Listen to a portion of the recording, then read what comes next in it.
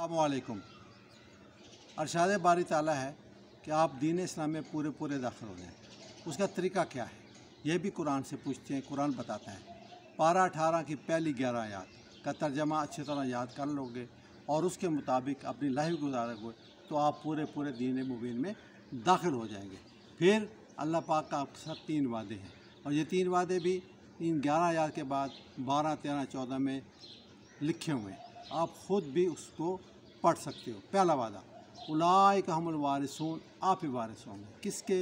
यरसूनल फरदौस, जन्नतुल फरदौस के। ये अल्लाह ने वादा किया है आपसे जन्नतुल फरदौस देने का। तीसरा वादा, हुम फ़ीहा खालिदून, फिर आप हमेशा उसमें रहोगे और वहाँ से कभी भी निकाले नहीं जाओगे।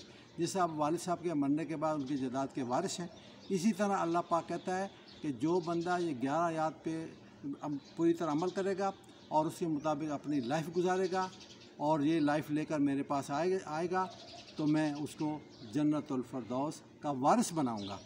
तो जज़ाकल्लाह, अल्लाह आपको खुश रखे और आपको अमल करने की तौफीक अता फरमाए। फ़ी अमानिल्लाह।